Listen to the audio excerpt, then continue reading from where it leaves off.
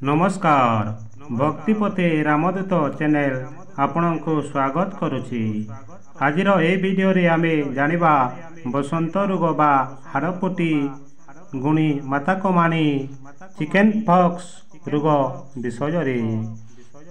हाड़फुटी बा chicken pox यह शरीर को केमिति प्रभावित करे, यार मंत्र कौन, याकू किपरि शांत करिवा, यार आयुर्वेद घरोई उपचार कौन, याकू बसंत रोग बोली कहू। आग कालर बुढ़ा बुढ़ी माने माताकमानी बा गुणी बोली कहती। यह फेब्रुआरी रु एप्रिल मध्य रे हुए। आज जानिबा ताहार मंत्र और औषध। यही औषध आपण जदि बसंत हेबा आगरू खाइथिबे ताहेले आपणको बसंत गुणी माताकमानी हेबनी। आसंतु जानिबा जदि माता बाहरी थाए ताहाकू केमिति शांत करिबा, ताहार मंत्र और औषध जानिबा। ता आगरू आम चैनल को नुआ आसीथिले चैनल को सब्सक्राइब करंतु, वीडियो को लाइक करंतु।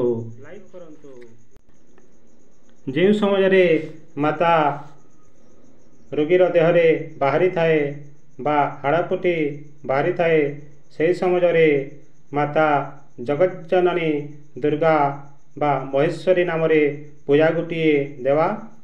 पूजा दे धूप दीप दे लिम डाल गोटे आनी से माँ जगज्जननी दुर्गति नाशिनी महेश्वरी स्तुति गान करिबा एवं माता को शांत करिबा।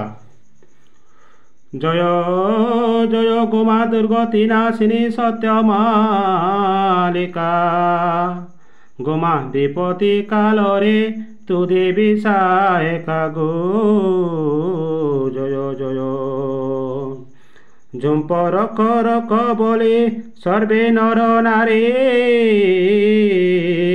पाद खटंती सर्वे देहुल होली।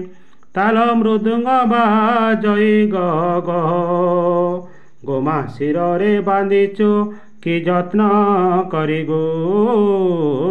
जय जय गोमा कला तुलसी तो शिर रे शोभा, देखी नर नारी बोलती लुआ। लखे पूजा खाओ लखे बर देऊ, गोमा तेणु महेश्वरी संतोष हेउ गो। जय जय गोमा भूमिगत हाड़ फाटी बाहरिलो, गोमा देह देह पशि करू कमानी। गोमा झाड़ा बांती देह क्षण होइलानी गो। जय जय गोमा तो नाम धरिले स्वर्गे पड़े होरी, धूप दीप तोरी। गोमा मनार पुष्प भक्षण तोरी गो। ओ जय जय यही स्तुति गान करी माँ माता रानी माँ दुर्गा महेश्वरी को आमे शांत करिबा। एही स्तुति गान कले माता शांत हो जाय थाए एवं तापरे एही मंत्र रे 7 थर झाड़ी देवा।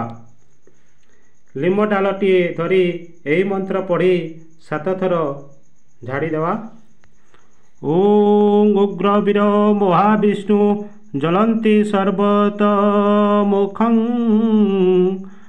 नरसिंहं विषं हृद्रं मृत्यु मृत्युं चनं माम्यहं। यही मंत्र पढ़ी 7 थर लिम डाल रे झाड़ी देव। तापरे आसंतु जानिबा यार आयुर्वेदीय उपचार।